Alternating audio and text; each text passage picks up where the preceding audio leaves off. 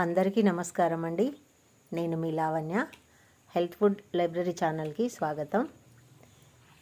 ఇదేంటంటే కొబ్బరి పొడి అండి, పచ్చి కొబ్బరి పొడి. నేను దీన్ని ఏం చేశానంటే కొబ్బరి వక్కలు మొన్న శివరాత్రి రోజు ఉండే ఇంట్లో, అవన్నీ మొత్తం కట్ చేసుకొని పైన నల్లతో అంతా తీసేసి చక్కగా ముక్కలు కట్ చేసి మంచిగా పాలు తీసుకున్నానండి, మిక్సీ పట్టి.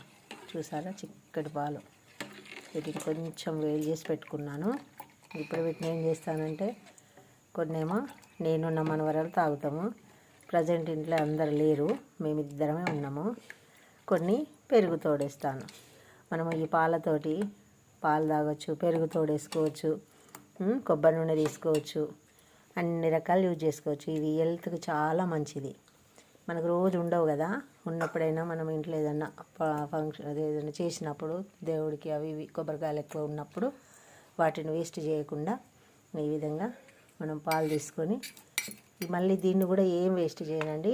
రేపు దీంట్లో పల్లీలు, నువ్వులు, బెల్లము ఇది వేసి చక్కగా నెయ్యి వేసి చిన్న చిన్న లడ్డూలు చేసి మా మనవలకి మనవరాళ్ళకి పెడతాను. చాలా బలం ఇవి. ఆడపిల్లలకైతే చాలా బలం అండి ఇవి చేసి పెడితే. ఈ పాలు ఇప్పుడు నేను నా మనవరాలు కొంచెం వేడి ఎక్కువ చేయకుండా మామూలుగా చేసుకోవాలండి. వీటితోటి కొంచెం తోడు పెట్టుకున్నాం అనుకో, పెరుగు కూడా కమ్మగా ఉంటుంది. మీరు కూడా ఒకసారి ట్రై చేసి మీ పిల్లలు పెద్దలు ఎవరైనా తాగొచ్చు. టేస్ట్ కూడా చాలా బాగుంటుంది. బెల్లం మాత్రమే వేసుకోవాలి.